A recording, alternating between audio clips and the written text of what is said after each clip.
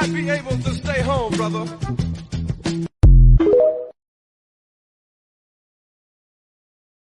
You know it's hard out here for a pimp when he trying to get this money for the rent, for the Cadillacs and gas money spent. We'll have a whole lot of bitches jumping shit.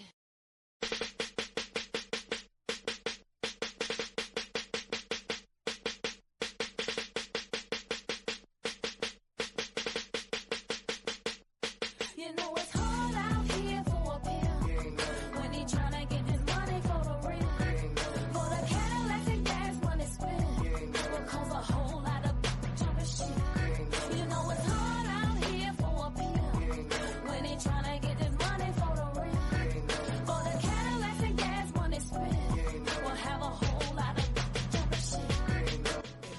What's going on, party people? It's your man, 50 Grand, the Godfather, Nate Milton, and you are about to listen to another excellent episode from the Nefarious Media Network.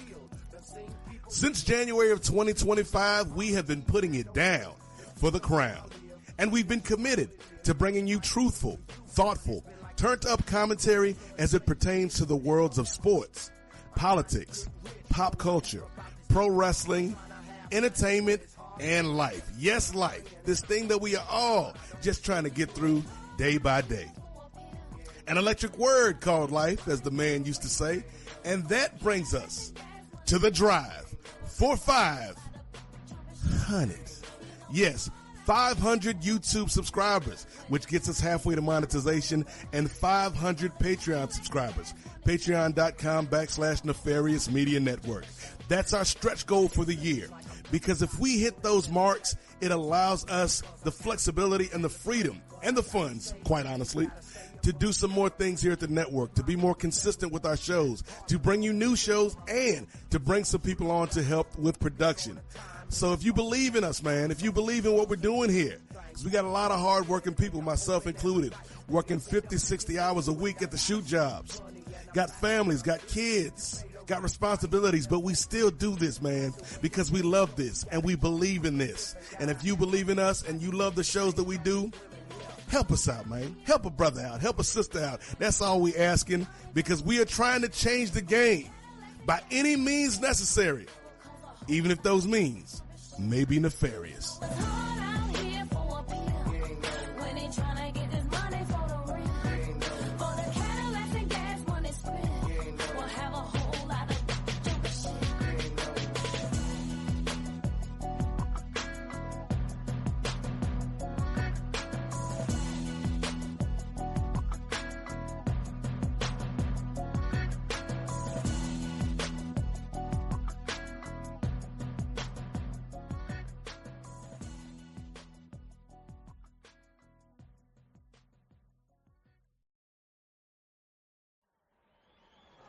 Ladies and gentlemen, this is the main event of the evening.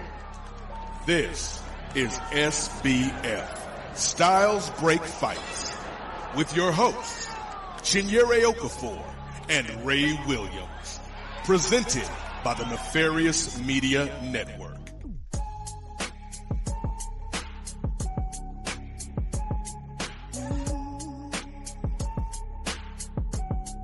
Hi. It's your boy Two-Way Ray Williams. And what up? It's me, but it's not Chi-Chi. Shout out to the girl. It's your boy Jey Lacey. What's going on, brother? What's going on? Welcome, Brother Jay, and we are back with the return of Styles Break Fights Podcast. Welcome back. Jay, how you doing today, brother? Man, I'm doing a whole lot better than the week started, man. The sun is out, it's shining, it's not foggy outside. I'm feeling good. How about yourself, brother? I'm feeling all right, too, in spite of it being a little bit rainy on my side, on my end of the country. I'm on the East Coast. So we the East Coast. I know you the West Coast, you the Best Coast. We the Beast Coast out here. We go against the elements out here. We ain't soft now. Stop being jelly. You right. I am. But yeah, man, I'm just loving it. I'm I'm just enjoying myself and got a lot to talk about with our return. I know it's been a long time. I know a lot of people say this, but shout out to brother Dr. Jason Johnson. He says this in his YouTube all the time, but it's truly in effect for us. It's been a long time. We shouldn't have left y'all. So we appreciate y'all. And speaking of Chi, indeed, brother Jay ain't Chi, but we miss you, Chi, and we'll welcome you back anytime. Those that don't know and weren't in tune with our live watch from UFC, I believe UFC 325. Yes, Chi has taken a hiatus, a leave of absence, if you will. Whenever she's back, she'll come on by and drop in every now and then. But I'm loving having brother Jay as being a contributor over here at Styles Break Fights. So without further ado, let's go ahead. Let's get into what we were talking about. Again, it's been a busy time between the last time we did this and this time. We're going to talk about, I know we don't usually discuss the UFC Fight Nights, but I think it's apropos referring or regarding one of the people involved in the main event, which will lead into another big story that broke out about sometimes this week, seeing the returns of not only Ronda Rousey, but also Gina Carano, and that they're going to be fighting one another on Netflix, no less. So we're going to be getting into that and also do a few quick reviews of the prior cards and actually see how Paramount is doing thus far with them taking the reins of UFC starting at the beginning of this year with 2 back-to-back pay-per-view cards. So we're going to get all into that. But first, like I said, we always like to start with our fight cards and then lead on to the other news and notes a little bit later on. So we're going to start with last night. At the time of this recording, it was Anthony Fluffy Hernandez versus former UFC middleweight champion Sean Strickland. And Sean Strickland was able to win the fight via stoppage, TKO, in the 3rd round. So we're going to stick just with the fighter, Sean Strickland, and then we're going to get on to the personality of Sean Strickland a little bit later on. But let's go ahead and get into the fighter, Sean Strickland. How did you think his performance fared off against his other performances that he had in the UFC? And do you think he's back into title contention, Brother Jay? After what I saw last night, the fighter, I think he gave one of his best performances of his career that I've seen. I mean, the way he was able to break down Fluffy, and I love, Fluffy Hernandez. I've seen him in a few fights, and he's a star himself. But the way that Strickland came in with a basic game plan, used the jab, used the kick. He kept Fluffy at such a distance where he wasn't really effective or impactful. And to close the fight, the sequence, I mean, he just kept doing the same thing. It's almost like, when you're playing video games with your little brother and he keep mashing the same button and that's what he's doing, but you can't do anything to break that. That's exactly what Sean Strickland was doing last night. And it worked to his credit. And the knee at the end to break him down, to finally break Hernandez down and to finish him, it was a masterclass. And I think he's back in title contention for the middleweight division. Yeah, I do see that as well. I think the biggest thing that I've had against Sean Strickland was that his mouth was writing checks that his body and his skills weren't cashing at the time, especially with him losing the championship against Dricus du Plessis and then going on to have some lackluster fights, particularly one against Paulo Costa. I'm just like the juice isn't worth the squeeze. If this brother isn't winning, it's not worth it to have this guy just spouting off nonsense. And we'll get into some of the nonsense he spouted out this past week. but I felt he did return to form, if not even better form than when he defeated Izzy Adesanya. Adesanya, to win the championship in shocking fashion. I felt he looked even better. Like you said, the jabs were on point. Measuring out his kicks were on point. His defense has always been the highlight of his skill set, but a lot of people were saying how he wasn't using that to convert into offense on his behalf often enough. But he was able to not only defend from the big shots and also roll off some of the strikes that Fluffy was throwing out there, but he was also able to turn that into a varied array of offense on his side and not just make it a boxing match. And you mentioned it as well. He not only defended the boxing and the kickboxing well, but also defended the takedowns well, which is Fluffy Hernandez's bread and butter. So I think he did tremendously well in that aspect, and then just able to deliver that knee with that combination that you mentioned, and able to hurt Fluffy and able to pick his spots with the knowing when to go in for the kill. I think that was good awareness on his part, and he was able to put Fluffy away, which Hernandez has been on an 8-fight winning streak. So now it's back to the drawing board for Fluffy, but like you say, I think you do kind of push him back up. I know middleweight is middleweight is pretty varied right now with, of course, you got DDP up there. Of course, you got, my guy, I think his nickname, Black Gorilla, Jared Cannonier, but before Ivanov, who is making a push up there, who's also fought Strickland before. But yeah, I think ideally, if you were in the UFC's case, a big name fight that you want to have is pushing Strickland right up into that championship fight with Khamzat Chimaev, whom Strickland affectionately called a Chechnyan whore. So they're very nice on his name. Before we get into the antics of Sean Strickland, let's go ahead over to the other side.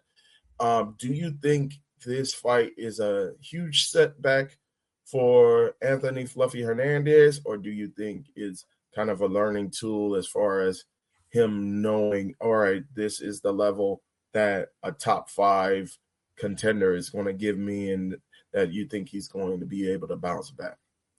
I see him bouncing back. I think this is he's again 8 fights, winning streak is nothing to disregard or anything like that. But when you're talking elite level fighters, especially in this division, you're going to run into strategies that are looking to nullify your strong points. And so it's mixed martial arts. You got to be, well versed in other areas and disciplines of your game, right? If your bread and butter is, grappling and going to the mat, they're going to cancel that out, and we saw that, on full display last night. So he's got to go back, go back to his camp, retool and figure out exactly what's going to take him to the next level.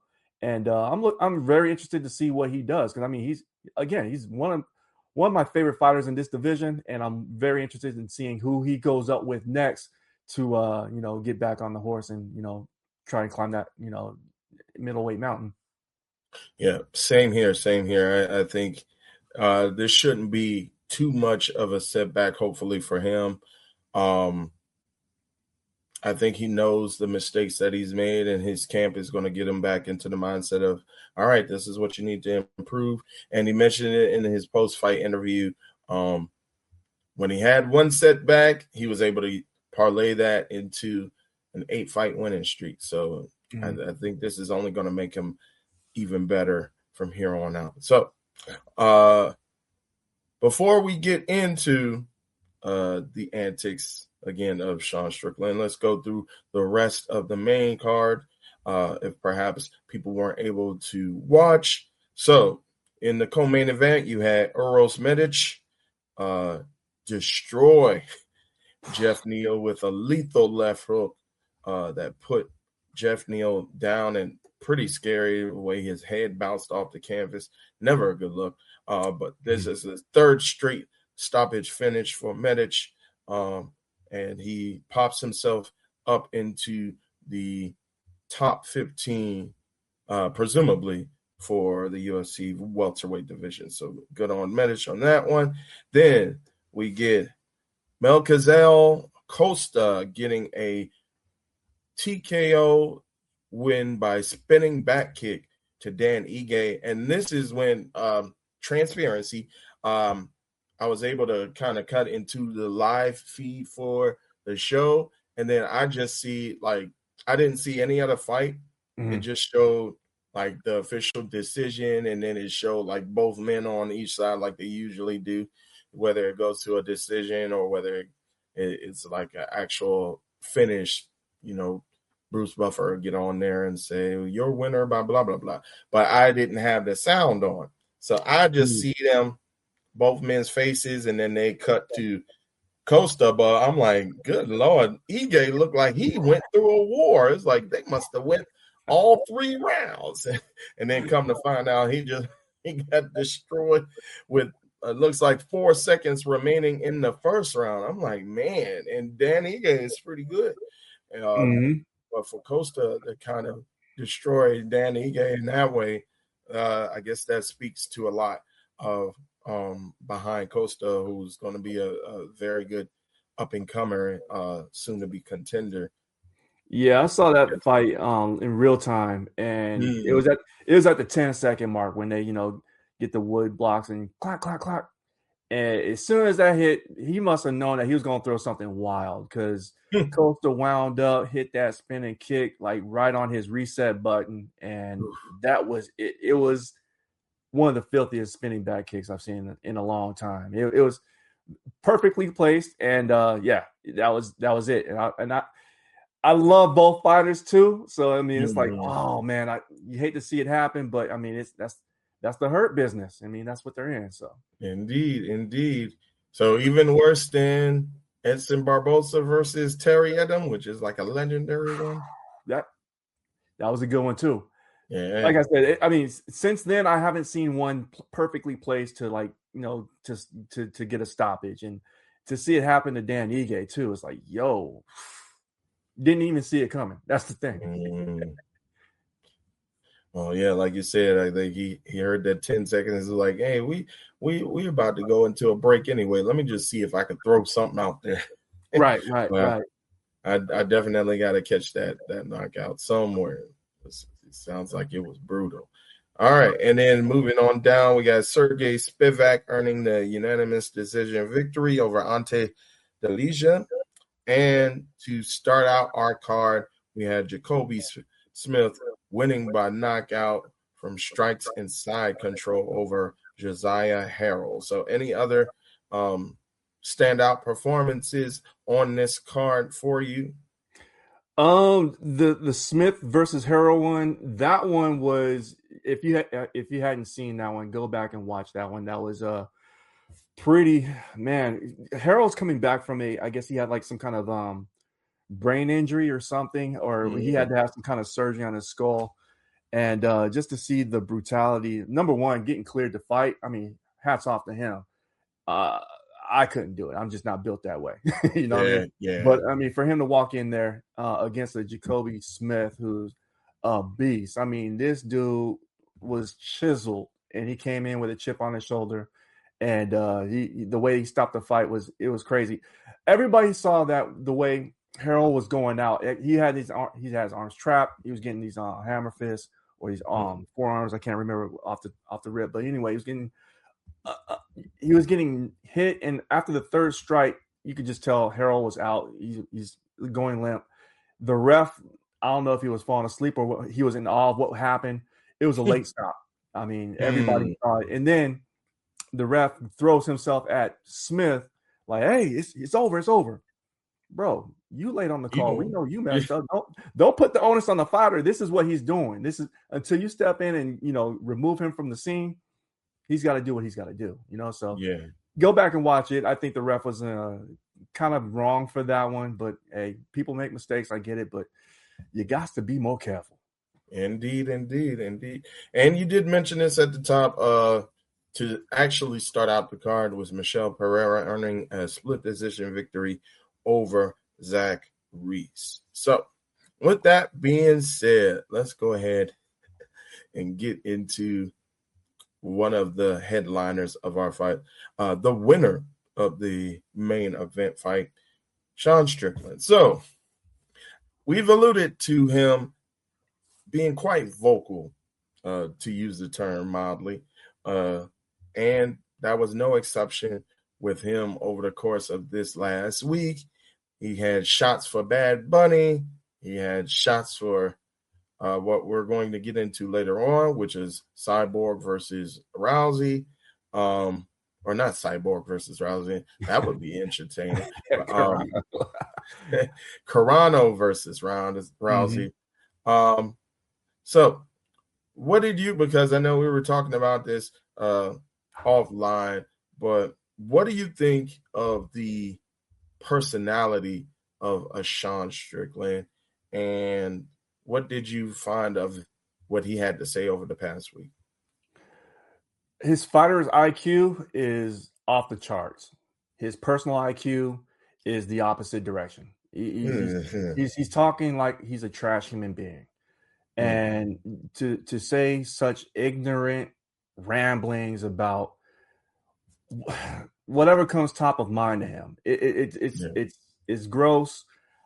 I can't stand it. I personally, anybody who fights against Sean Strickland is my favorite fighter, hands down. I don't like what he has to say about the LGBTQ community. I don't like what he has to say about our Puerto Rican brothers and sisters who are American. Believe it or not, they're American.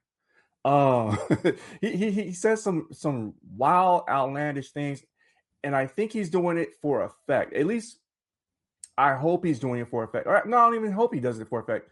He's doing it for effect, and it's pushing buttons, and it's very, very provocative, and it doesn't need to be said. It doesn't even be thought of. We are all humans. We are all, regardless of what aisle you stand on. Why does politics have to come into play? Why does, bigotry have to come into play? Why does all these ignorant remarks have to come into play? It really doesn't. If you're a talented fighter, your skills are going to make room for you, bro. We're going to buy the card. We're going to, pay the ticket to come see you fight. That kind of stuff and behavior doesn't have to be done. It's almost like he's looking at like what Colby Covington had done and trying to use that playbook and then turn it up a notch or maybe 2 notches higher or lower. And it doesn't have to be done. Right. It really doesn't have to be done. And it's very irritating because he tries to say things that are in his mind funny, and they are not. They're disrespectful. And honestly, someone needs to be an adult and rein him back in, whether it's with TKO, whether it's with your partners with Paramount Plus. Somebody or some bodies need to pull him aside like, yo, this ain't it. And if you think this way, we prefer not to put a mic in front of you. Yeah. I am in agreement with everything you said. I think it's a little bit more complex, though, with him. Like before last night, and specifically before the post-fight interview, I was in 100% agreement with you. I'm like, this fool a dummy. Like, he just be saying some dumb stuff. And then, and like I mentioned before, it's like your mouth is only going to get you so far if you're not winning. And you're coming off like some losing streaks, or you're coming off of like, hey, you won here, you lost here, you won here, you lost here. And you're not winning exciting up to this point. Like, you weren't winning in an exciting manner. And so it's like you could say all the slurs and all you want to, Just see Bryce Mitchell. Like, he's saying all this crazy stuff, and I know, like, Dana White is all like, oh, well, he's got a free speech. He's got his right to free speech. As if the right to free speech doesn't, or if the right to free speech prohibits you having consequences from your job. It prohibits the government from taking out action against you. It does not prohibit your job. Like, if I said something wild on this podcast and my job found out, I can't claim free speech. Because it's like I signed a contract to conduct myself accordingly, whether I'm working or whether I'm off the clock. And so if I say something out of pocket, like, I don't get that free card. But I think Dana White, he just sees it as though, I don't want to touch it. And then I think they see it as though, well, even though it is problematic, it's still good material to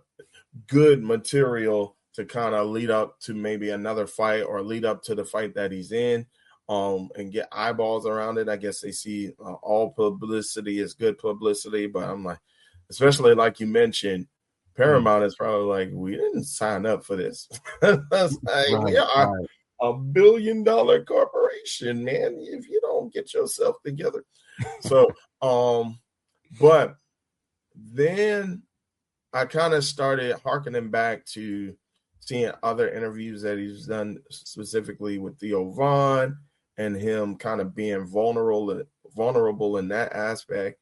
And then after the fight, like, they go to the post-fight interviews with him inside the cage, and he's like, of course, he's talking trash and trying to drum up that fight between him and Hamzat.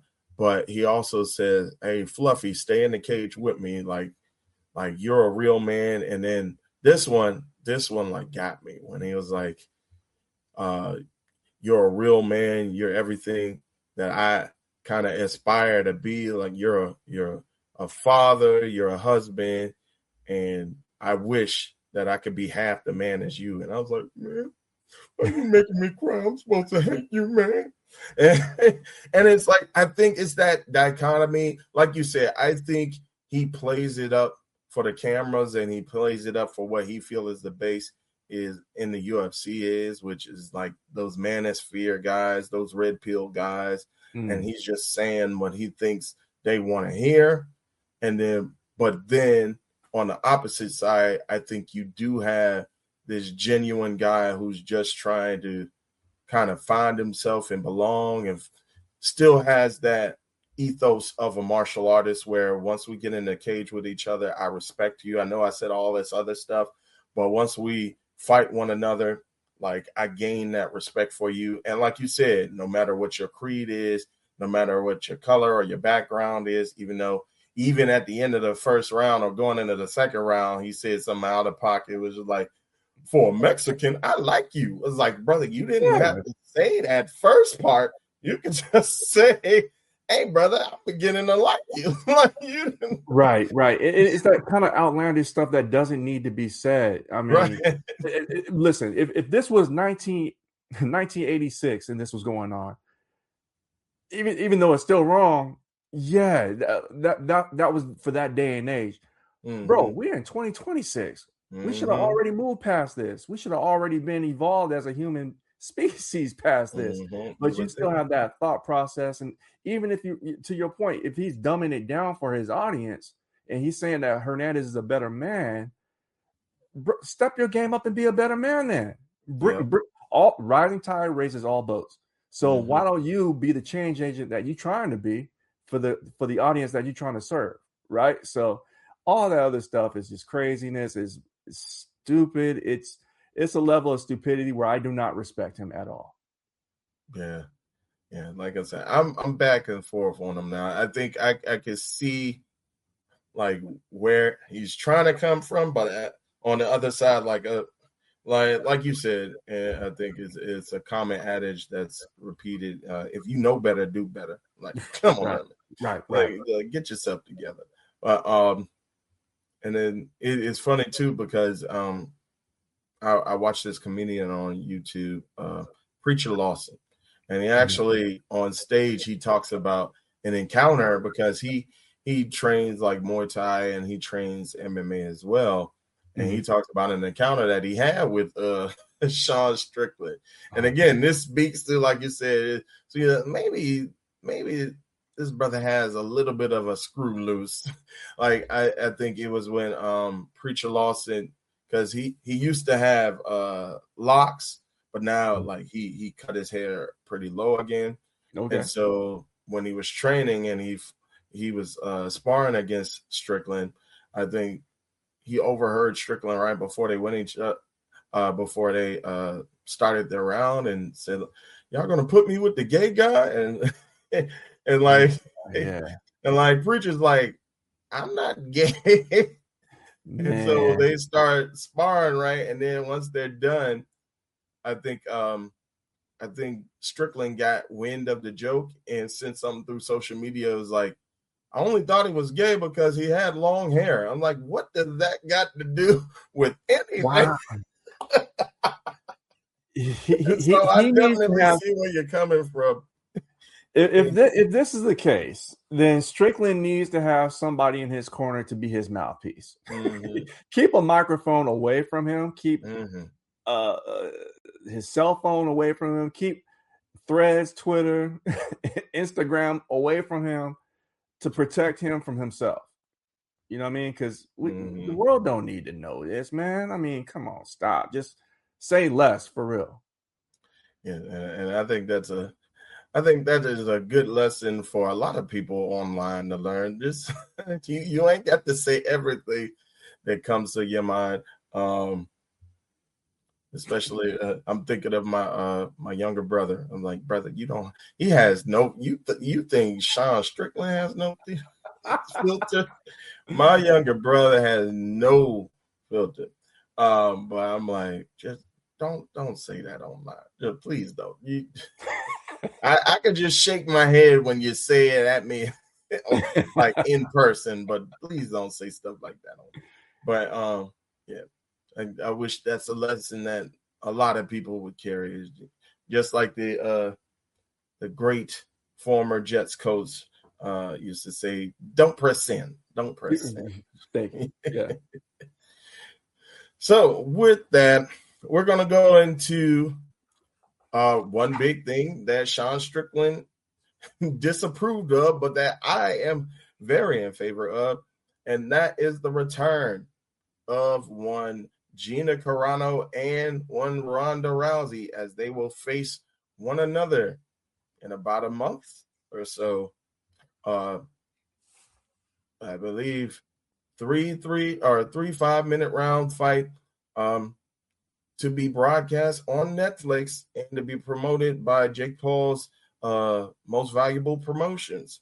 So, Brother Jay, when you heard this news, what did you think? Good for those ladies. I wish it happened earlier, man. If we can get Mike Tyson fighting at the age of he's closer to 60 than he is 50. Yes. Right? He about to fight again, Mayweather Jr., right?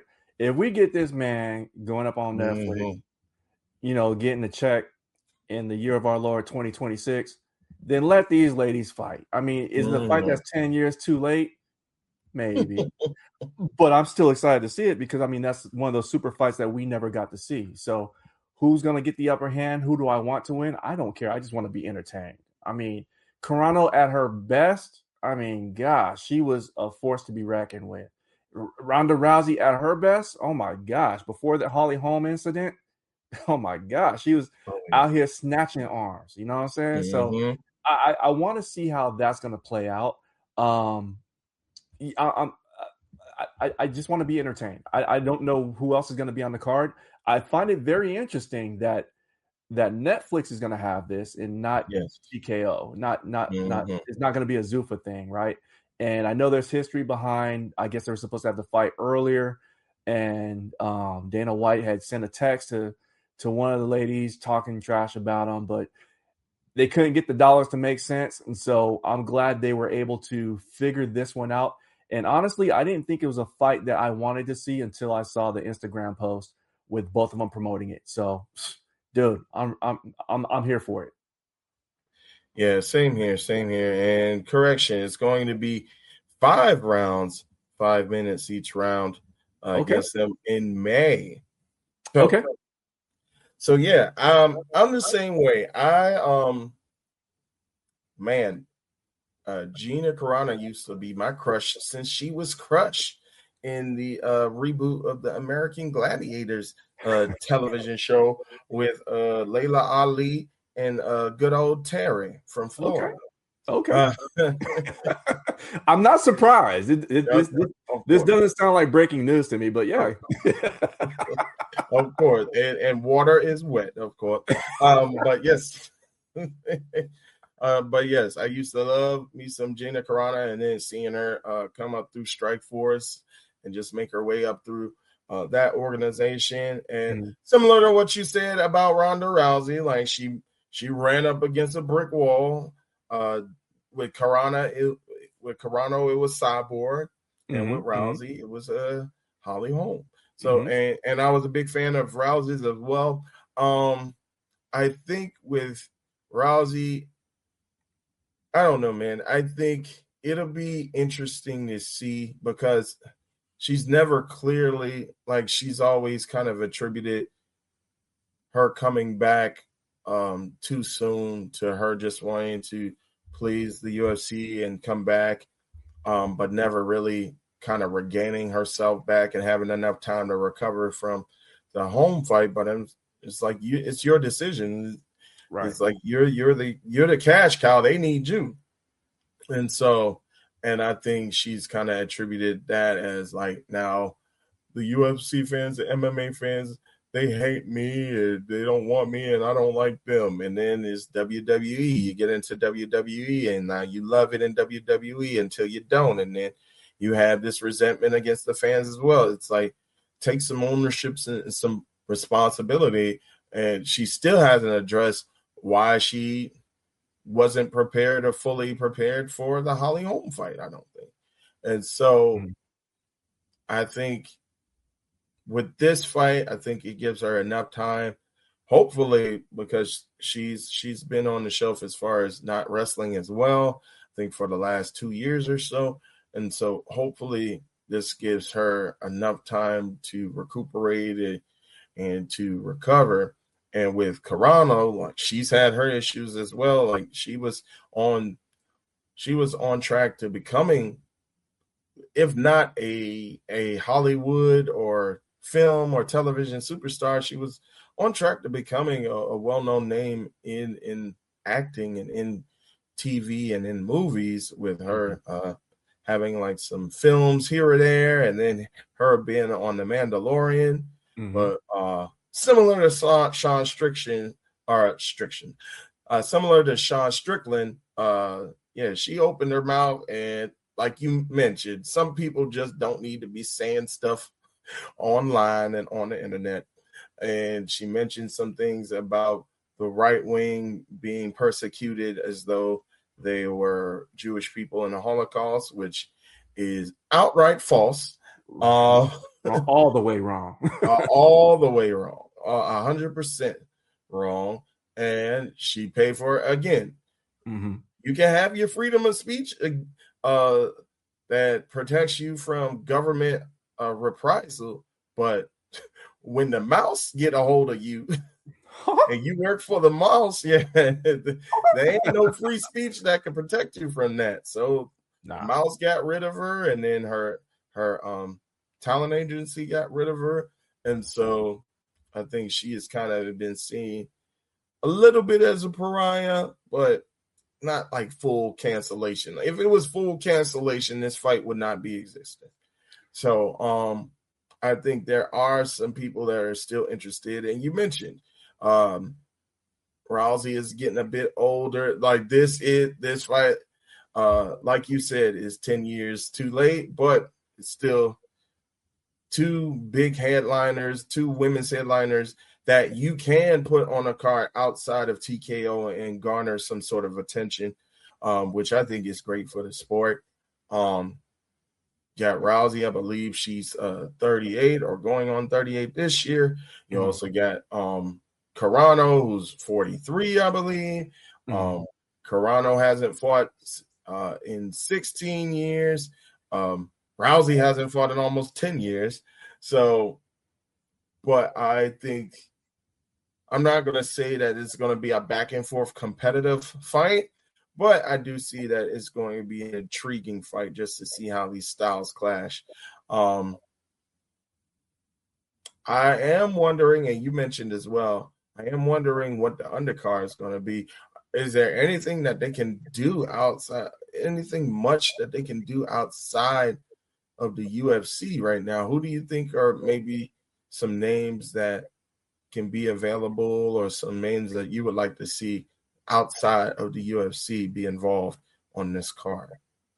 Well, I mean, if it's like a Jake Paul production, he usually has like an MMA / boxing appeal to it.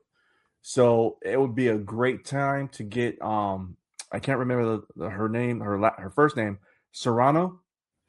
Yes, Amanda Serrano. Yeah, Amanda Serrano. Yeah, have her sign on to, Fight in May as well too. I mean, why not why not show the best of both worlds? I think this can be done, and it's going to be interesting because you got, going back to Rousey and Carano, you got one of the competitors that's over 40. The one next to her, Rousey, a little bit under 40.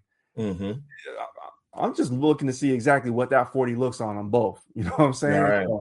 Because when you're younger, you heal and recover a little bit differently. You know what I'm saying? This is somebody, I'm north of 40. So I'm like, dude, I got to stretch now.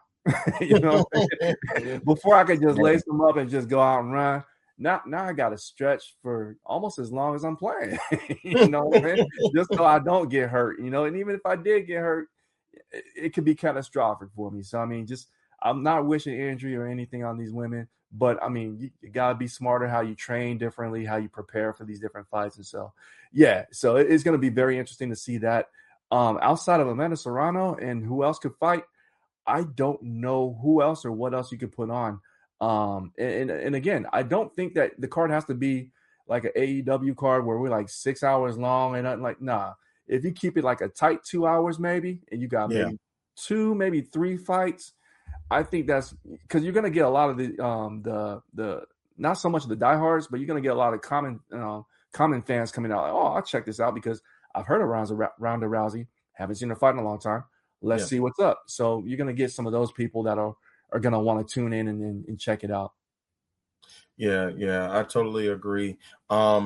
As far as the age thing, like you kid, but yeah, I don't even have to do physical activity, brother. I was helping coaching over the weekend, with our high school's wrestling team, and like going up and down the bleachers. I got to make sure that I'm steady because one false move, there go your ACL, there go your doggone hamstring, like especially all the like falling out, everything. Like once you hit 40, it's like you got to be careful. Like even if you step off a curve wrong, you can hurt. You could feel it for like 2-3 days. You got to pre-plan these things. You're right.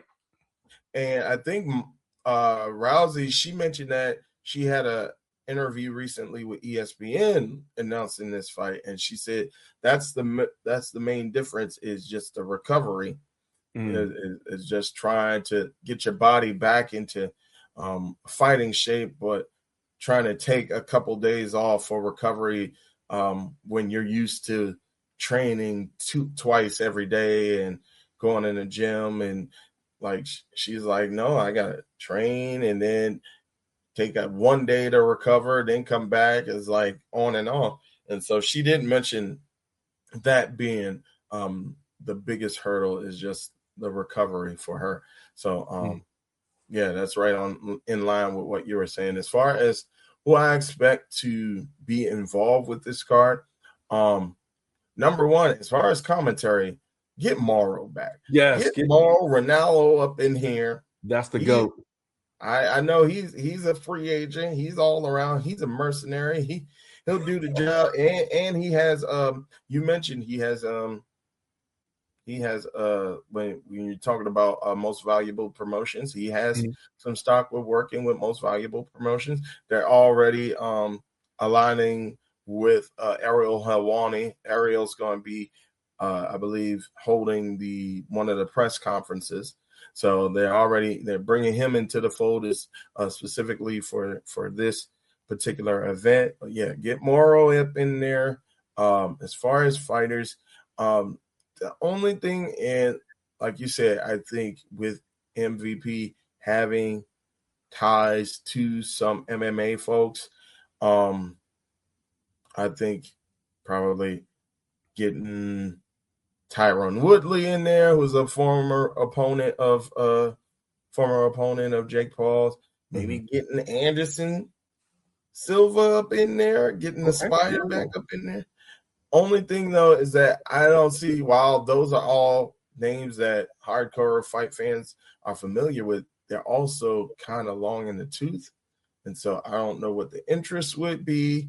I don't know if there's anybody up and coming that you want to push there. I think Amanda Serrano is an interesting name just for the fact that it's a novelty if she starts fighting in MMA, because we're used to seeing her in boxing. So it'll be interesting to see if she wants to start doing MMA, kind of similar to how it was interesting to see Clarissa Shields kind of get into MMA when she went to PFL for a cup of coffee. And I think she did like a fight or two in that promotion, and they were trying to build something between her and Kayla Harrison before Kayla Harrison left. So it'll be interesting. Yeah, it'll be interesting to see if Serrano wants to go down that path. But I was thinking Serrano boxing, not so much the MMA part. Just have her square off against somebody within the the women's ranks for boxing, not an MMA. No, I don't see that for her at all. No. But in a cage though, because I don't think they're gonna have a ring in there. Well, they've done some things before, but I mean, again, that would be interesting to see who fill the card up. But you did bring up Spider-Man Silva. I mean, I think he's already said that he wants to continue, mixed martial arts as well too. So bringing him in, I mean, especially with the win that he had on the last card, that would be very interesting. And again, more eyeballs on your product. So why not? Yeah, I think so. And like I said, there are a bunch of names that you can bring in that are older fighters, that you can possibly bring in that aren't affiliated with the UFC anymore. There are a bunch of fighters that you can choose from. But again, how much interest is going to be drummed up around those folks within the casual fight sphere? That'll be interesting to see. And if there are any like up and coming guys that you want to highlight, I know they had when we go back to that Mike Tyson versus Jake Paul card, like they did have Serrano versus Katie Taylor on it, and they did have like another fight that was a pretty good fight. I'm drawing a blank on the two brothers' names, but they had a really excellent fight. That was mainly the only fights that I watched. I was not watching Tyson versus Jake Paul, and I had the pleasure of not seeing Tyson in the G-string, so like everybody else did. I think I watched bits and pieces. I like fast forward, and then I heard about that, and I'm like, I'm definitely glad I didn't see that part. Yeah, it was crazy. I watched it in real time. I wanted to see the presentation of how Netflix was going to handle live sports that wasn't football, so and again, production wise, I thought they did a great job. And I think with this one too, they're only going to become better at doing this, because I mean, you do have, again, Monday Night Raw that they do every week, so they're going to put on a good show. So I'm not worried about that part of it at all. Well, the thing is, though, is like it's a difference between the Monday Night Raw when WWE has all of their production in house, and like, and Netflix only has to worry about distributing it, as opposed to them putting the production together on their own. Like you said, I think they're getting better as they have these cards with most valuable promotions. And I think they have some They have also been getting some NFL games and showing those and producing some of the content behind the NFL games that they've been airing as well. So I think, they're, like you said, they're only getting better with producing some of this stuff. So it'll be interesting to see the MMA card come together for them. Well, you talk about big time streaming service producing or at least distributing live sports. Let's harken back to Paramount Plus. Like I mentioned at the top, they did have the Fight Night, and they did start their campaign with the UFC with two back-to-back pay-per-view / premium live event / marquee numbered event cards. Right. So,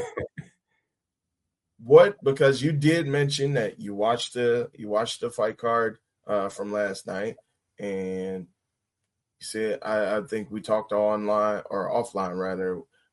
We watched the main card for 325 Volkanovski versus Lopez together, and then you said that you watched a bit of the first card, UFC 324, on your own time. So what did you see are some of the improvements that they've made from 324 to last night, and what are still some of the drawbacks or some of the kind of like hindrances that they still have to overcome as far as production with Paramount Plus and UFC? Honestly, there wasn't too much that was different. I think from my side, I did experience a little bit of a lag between. I think it was after the Spivak fight and going forward, it was kind of a little bit, not so much of a lag, but it was like the images of the fighters were kind of blurred, and a little bit of a delay in that. But that could have been my internet. But I mean, outside of that, there really wasn't anything differentiating the pay-per-view or quote unquote pay-per-view fights versus the fight night fights. I mean, the production was about the same. The commentary was a little bit different because again, they got the commentators for the fight nights versus the commentators for the pay-per-views. And they had Bruce Buffer on there, and shout out to Bruce Buffer too, because they're celebrating 30 years at announcing at the UFC level, which is, again, 30 years is crazy because I couldn't believe it. I'm like, dude's been at this for 30. That's wild. That is wild. But I mean, shout out to him for the longevity and bringing the energy and him being celebrated. That honestly, brought a tear to a glass eye, man. It was very heartwarming, just to hear them, heap praise on him, and shout out to him for that. But going back to the production, I don't know if I think there needs to be something different between, hey, we got a marquee quote unquote pay-per-view matchup versus what's gonna be like one of the fight night cards. And again, you can tell the difference between a fight night card and one of the Apex cards because of the atmosphere, right? So there has to be some kind of difference, a drawing line between a fight night pay-per-view versus a pay-per-view, in my opinion, because what's so special about catching one of these numbered UFC events versus a fight night card? That's just me being nitpicky, but again, I like, it could be one of those things where they're thinking consistency. I don't know, but I would like for there to be a line drawn between a fight night and a numbered card outside of the announce table, and sometimes Bruce Buffer's there, sometimes the other guy's there. Yeah. Don't shade the name of Joe A. Martinez. I couldn't. I was drawing a blank. Joe Martinez he brings a different energy. I like Joe Martinez. My apologies, respectfully. I didn't mean no shade. No worries. But again, outside of those differences, there needs to be some kind of differentiator. Is that even a word? I don't know. But there needs to be a clear difference between a numbered event versus a fight night event, in my opinion. Yeah, I totally agree with you. There's got to be some distinction in between the two. like you said, how are you going to make the marquee events feel more special, feel more like a limited engagement, like you have to catch this, as opposed to, all right, well, fight nights we have every week. If you want to tune in, you can. But like, how are you going to make this stand out? And that was kind of a conversation that I was having with a friend of the program, commentator, formerly of the UFC and WWE, Jimmy Smith, where we were kind of like, how are they going to make that difference, that differentiation, that distinction between the marquee events and between your average fight night? And I think it's going to be difficult. He thought that it wasn't going to be too much of an issue, especially like considering they don't have to pay for the pay-per-views anymore. He didn't think that there would be too much of an issue to still make them stand out. I think that there's still some work to do on their end. I mean, we talked about this during our live watch at 325. I think they did kind of tamper down the ads a bit from the first show. I think they tampered them down quite a bit, and they had more of the like in progress ads where it's like you were still kind of having the picture in picture, having like the ads on the outside and having like the banners and stuff on the outside while still showing some of the action, whether it be the walkouts or things like that. So I think they're improving in that aspect. But and similar to WWE, whereas like UFC has their production in-house and Paramount just has to distribute it and put it online for everyone. But I think that they can be a little bit more seamless, like I said, with the ads, with mentioning that. But other than that, I think things are working out so far so good. Like I think the biggest thing, the ads and making the marquee events feel more special, because especially when you're having them on back-to-back weeks, I think that was just that isolated thing that they want to get people right in the door. Once they got on Paramount Plus, it's like, oh, we're gonna have it like back-to-back Saturday nights, so that you get your fill of a big time like championship action. So even though like the first card was mired in injuries and the main fight that everybody wanted to watch couldn't happen due to injury. Shout out to Kayla Harrison. Hope you're recovering well and hopefully you'll be back soon. And then you fast forward to 325 for a featherweight championship fight that nobody wanted.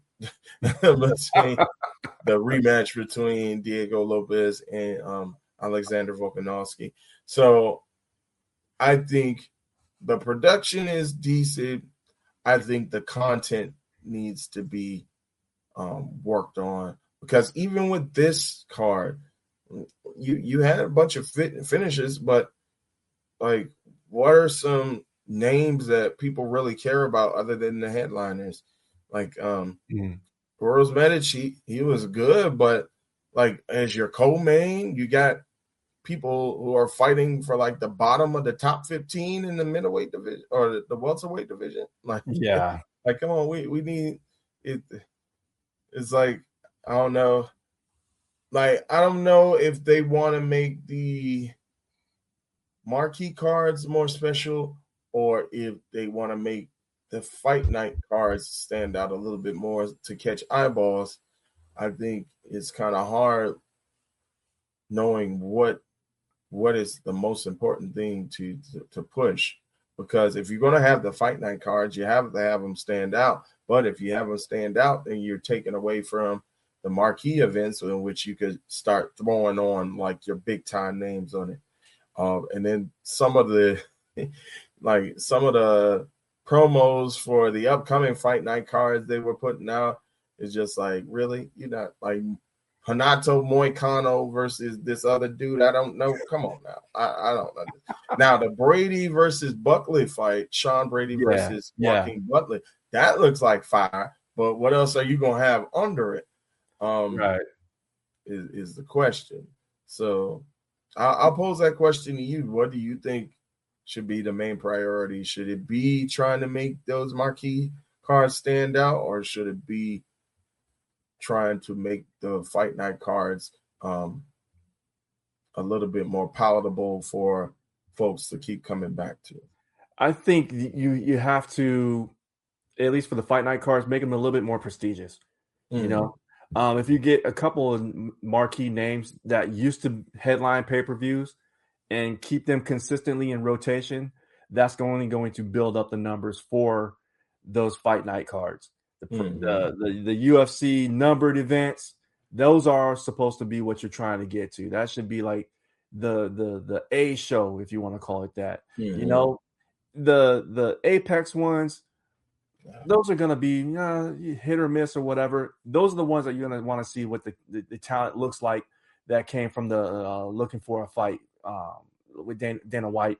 Those are the ones that are like, hey, I've been in the game for a little bit. This is my first fight, or this is my first couple fights in UFC. Let me see exactly what the competition looks like, right? So that's exactly what that is. We know what the meta Apex Center fights are going to be. Some are going to be awesome. Some are going to be like, meh, you know. But I think with the B show, you should make those a little bit more prestigious and get some names that, okay, I'm not saying that Israel Adesanya should be on a fight night card, because dude is an elite fighter still to this day. But he's not going to get a title shot anytime soon. Why not put him on one of those fight night cards? That's going to do numbers, right? So that's how you build up that program. And he doesn't have to stay on there long. Just put him on one, and he'll be right back on the number ones, you know, eventually. If he performs and does well. You know, a name like that. You know, it could have a name like why is my camera doing this? This is crazy. Talking anyway. Have somebody from the. Let me see what's going on here. This is gonna bug me. There we are. We're back in focus. You know, someone on the women's side as well too. Maybe I would say someone that has more of a name cachet than an Angela Hill. You know, put them on like a fight night card, because Angela Hill could still go. She can still go, but someone on that level, or maybe even a little bit above that you're not contending for a title anytime soon, but you have that name recognition that's going to draw eyeballs to the product. That's what I would think, and use that to either propel, or I don't want to say demote, but I mean, it is what it is. If you're not in the main event, then you're going to go down a step a little bit. Put that in there. So it's still prestigious, still got the name recognition, and then you're still good. Yeah. And you're speaking of Israel, I think he does have a fight coming up. Joe Pyfer, I believe. Yeah. But I'm not sure if that's going to be. I'm trying to look to see if that's scheduled for a fight night, because I think his last fight, yes, it is scheduled for a fight night for March 28th. Oh, perfect. Yeah. It's because his last fight was a fight night card against Nasruddin Imavov, and he ended up losing that fight. So I think, I think he is of the name where he's big enough to where he could still draw eyeballs. Like you said, I think like some former champions who, you know, are kind of a little bit distant away from that number one spot, that, you know, aren't going to really challenge again in the near future. Probably have them fighting on some fight night cards, being like some headliners and leading that up. As far as women are concerned within that particular range, I mean, on that same card, Alexa Grasso's on there versus Macy Barber. So there you go. Yeah. So there it is right there. So already in the same vein. All right, cool. And that's going to be on the same card? That's on the same. That's the co-main event. Oh, so yeah, I think, and even if I'm trying to think of my girl's name, not Thug Rose. I think you recently had Thug Rose, or maybe you could have a Thug Rose Namajunas. I know she suffered a loss on the last pay-per-view, but I think she brings eyeballs. Jessica Andrade, I'm thinking of. Okay. I know she's explosive, but she's kind of like off and on. But I think you can still attract eyeballs just because of her power and because of her strength. I think she had a fight recently as well. But yeah, I'm looking at that card now. Matter of fact, let me go ahead and share that. So bring us back out. There we go. All right, so I'm gonna zoom. So like I said, Izzy versus Joe Pyfer, Alexa Grasso versus Macy Barber, but then you got Casey O'Neill versus Gabriela Hernandez. All respect to those women. I know Casey O'Neill a little bit, but not really. Gabriela Fernandez, not very aware of her. Marcin Tybura, he's decent, versus Walter Walker, who's a up and coming heavyweight. So that's a decent fighting. Are those the only? Get past this ad. Oh, Michael Chiesa coming back versus Carlston Harris. Terrence McKinney, T-Rex McKinney against Kyle Nelson. So you do have a few. If you are relatively in tune with UFC, there are some recognizable names on here. Once you get into the prelims, though, Mansour Abdul Malik, I think I know him, versus Yusri Balagaroui, Kangji Zhu versus Marcio Barbosa, don't know him. Julian Arosa, kind of know him, versus Larion Douglas, don't know him. Chase Hooper, do know him. Lance Gibson Jr., I think I know him a little bit. I think he's coming from PFL. Okay. I mean, I always got to fact check myself. Let me make sure. Lance Gibson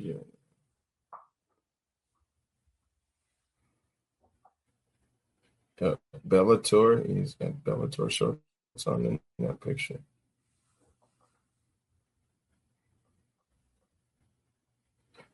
All right, so mainly Bellator. Bellator, okay. And then so I guess he didn't. His contract didn't go over once they got absorbed by, or it did, and he just chose not to fight for them, which is pretty.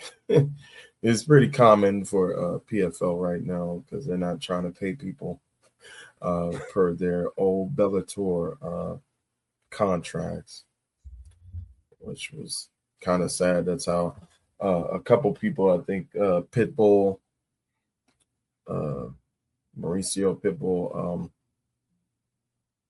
got into the UFC, and then I believe was it Patchy Mix got into the UFC because they weren't trying. PFL wasn't trying to stay by their contracts and by what they worked out to get paid per fight through Bellator. PFL wasn't trying to honor those same rates for each fight. So wow. And then now the CEO has left PFL, which is like, I don't know if that's writing on the wall or if that's going to help boost things up. I'm not sure, but we'll see. But with that, let's start chatting. Let's go ahead. Not much else to talk about, but seeing as though this is February, Brother Jay, I wanted to ask you. I know we kind of talked about this when we were going through or watching the UFC 325 pay-per-view or marquee numbered event. And again, they don't have like an official title. Like at least WWE has like premium live events. Like they right. They're still calling these like the numbered events. They're not, but we can't call them pay-per-views. So what is one moment within the UFC that you felt was impactful for African Americans, or at least black folks, black fighters, or black personalities within the sport? Or it doesn't even have to be a moment, but maybe a particular person and just the overarching span of their career or overarching span of their time in the UFC. Man, so my favorite MMA fighter, regardless of his out of the cage antics, has been John Jones. I knew where you were.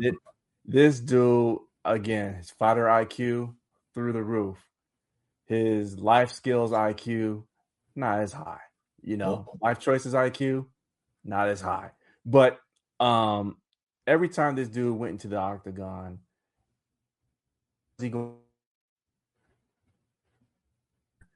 and I can't remember the man's name. It slips me and escapes me right now. But the thought was, okay, he had this man in a standing choke, and oh my gosh, had him in a standing choke, and he made the man pass out. Oh yeah, let go, and my man just collapsed like on Toy Story, and he's coming. My man just collapsed.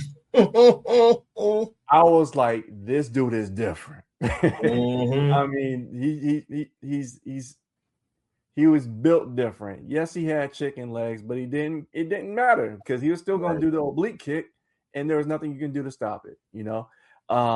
He was, again, mixed martial artist genius. Another dude I liked too was Anderson Spider Silva. Yes. That is another. That's my wife's favorite fighter, and it's like, okay, this dude was, again, he's still doing it to this day, but it broke my heart when he wrapped his leg around Chris Weidman. Yeah. I was like, oh my gosh, no. It's like watching your favorite superhero get assaulted and there's nothing you can do about it, right? Mm-hmm. And even the first Chris Weidman fight, when he was clowning. I mean, it's like, okay, at some point he's going to get caught, but he never did until he got caught. And it's like, oh, dang. So this was supposed to be his redemption fight.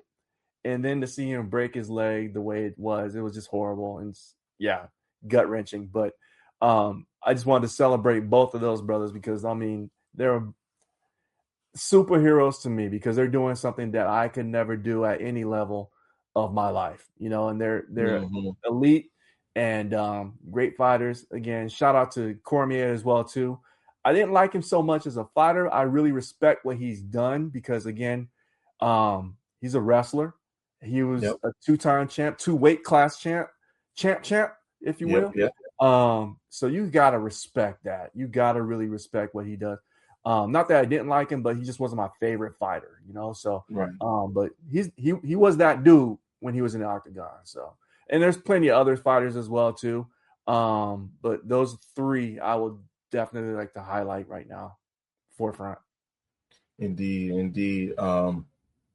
Yeah, I don't care what you say about Anderson Silva. I don't care if he got popped for performance enhancers. I'm sticking with Anderson. I think it was the over the counter, the gas station tablets he was taking, and that's what I'm sticking with. I don't care what you're not going to. Yeah, I am not going to sully the name of the Spider Anderson Silva. That man is just amazing, and like you mentioned, like Cormier was a great fighter, and he had his exciting moments. Mm-hmm. But you couldn't miss a fight with Anderson Silva. Like, you knew something was going to happen, whether it be him just viciously knocking out people or him coming back in his fight against not Chael. I'm about to call him. Yeah. Chael Sonnen. Yeah. Mm-hmm. Just the first fight anyway. Like, just him having the resilience with a broken rib to come back and get the triangle submission finish, and then just to put an emphasis on the rematch and just destroy Chael with a knee to the body, just proving that he's just light years ahead of anybody in that division. And like you said, I think he was trying to coast off of his speed and off of his defense against a Weidman in that first fight, but then like literally seconds he kind of like shook as though he got hurt, and then Weidman was like, okay, and then hit him with another hook and dropped him. I was like, oh, yeah. But just like you can't take away the breadth of his career and the dominance that he had as the UFC middleweight champion up until up until he lost the belt.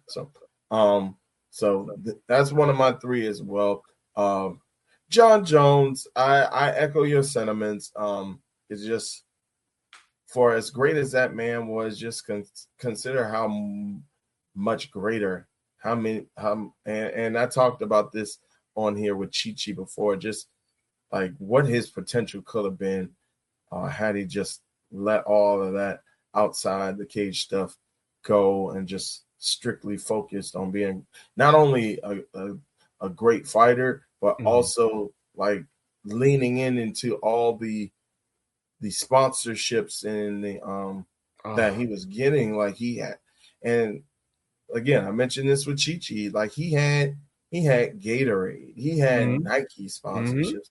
Like this man could have been the face of MMA for generations to come. Like when people say MMA, not only do they say UFC, but they say, oh, John Jones, like he could have been to that level. He could have been like the Tiger Woods level where like people like immediately associate his name with the sport. Like even common sports fans that don't even watch UFC like that just be like, oh, you mean with John Jones? Like I think he could have been like that, but instead I think, and it's not a bad place to be, like he's just gonna be considered one of the greatest, if not the greatest fighter to ever live, which is cool, is great within the sphere of MMA, but just to consider how much more he could have been outside of the sport is what kind of troubles me with him. But like I said, he is up there. He's on the Mount Rushmore. But I was really into Rashad Evans, Sugar Rashad. That's another one. Yeah. I used to love me some Sugar Rashad. And I mentioned this to you before. If you just go down the line of that light heavyweight division at the time, and as I refer to it colloquially as the Negro Leagues, where you had John Jones and you had Rashad Evans and you had Anthony Rumble Johnson and you had Daniel Cormier, even my man from Great Britain, Jimmy, I forgot his last name, Jimmy something. Manawa. Jimmy Manawa, exactly. Thank you. Like and Anderson Silva would pop into the light heavyweight division every now and then, and how can I forget Rampage? Quentin Rampage, right. So just like that division in that time was just full of studs, like black fighters who were just. Tyron Woodley was in there too, wasn't he? Tyron Woodley. Well, he was welterweight. Was he welterweight? Okay. Yeah, he was small. I'd be ashamed My if bad. he got into with those big boys. But I think he was welterweight, but he was up there as far as being a champion. I think a little later on he came on the scene in the UFC. Okay. Yeah. Definitely shout out to Tyron as well. But yeah, I just used to love. I bought like a T-shirt of Sugar Rashad. I think it was so funny. I bought a T-shirt thinking that he was going. I bought a T-shirt because he was supposed to have fought Daniel Cormier on a UFC card that was going to feature in full circle Ronda Rousey versus Sarah McMahon in Vegas. So I bought tickets to the card. I'm like, I can't wait, boy. I'm about to go. I'm about to see one of my favorite fighters.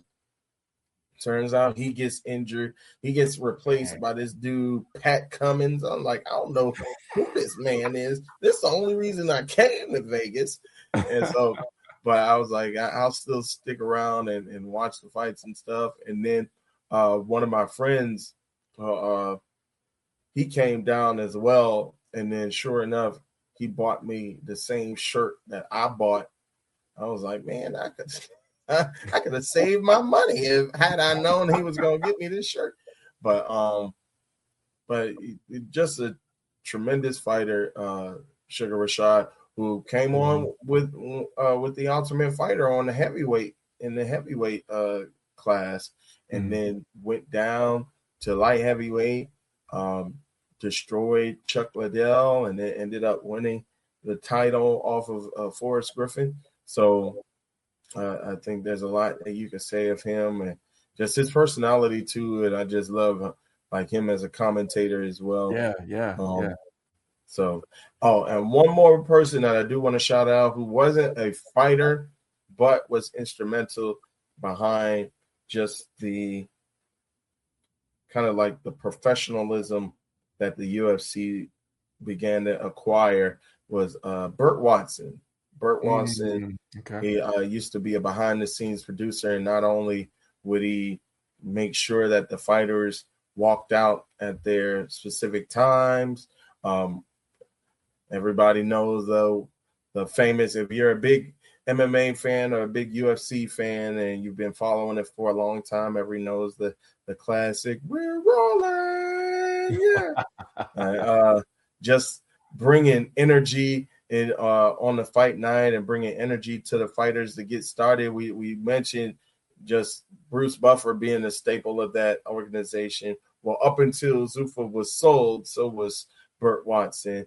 And not only did he take care of that, like the behind the scenes production on the night of the televised events, but he also did the behind the scenes. He was the one that was helping people when they came into town on fight week to check their weights and make sure that they were all situated with their weights and stuff. He would, I think before they got that woman who be like, oh, after the weigh-ins or once they are on the scale, it'll be like, all right, go ahead and hit the pole, baby. I think he used to direct that stuff too.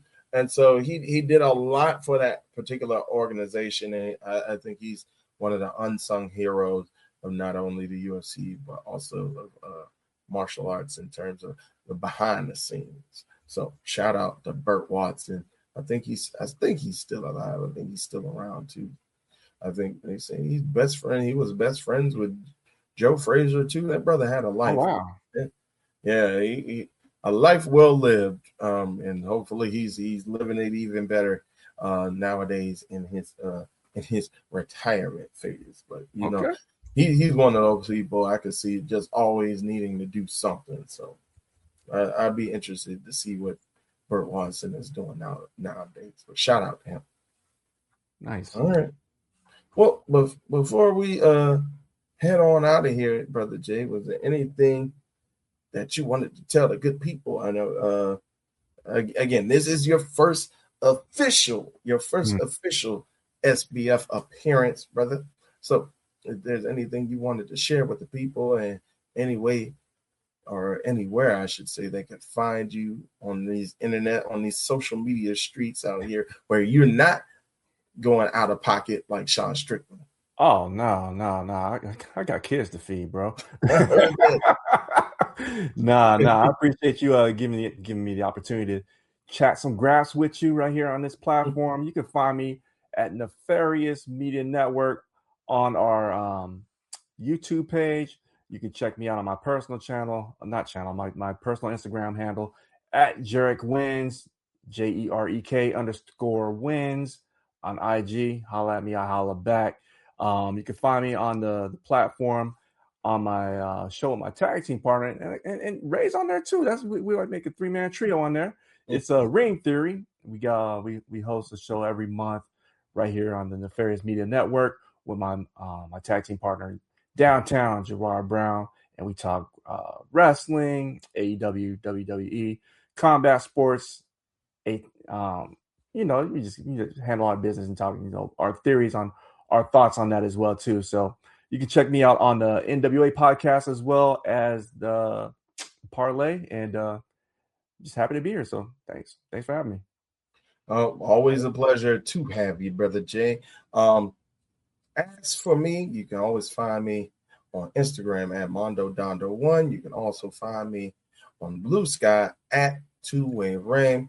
Of course, you can find me right here on the Nefarious Media Network and all the different shows and different properties that Brother Jay just mentioned, whether it be the flagship Kings of Sport podcast, whether it be our pro wrestling podcast, Ring Theory, where I'm just behind the scenes. Matter of fact, I'm a manager. You two are the main event. Y'all the main attraction. You and Gerard. I'm just the manager on the outside. I'm Paul Heyman. Y'all Braun and Incorporated. I'm Paul Heyman on the outside. And we the Black Vision. How about Gotcha.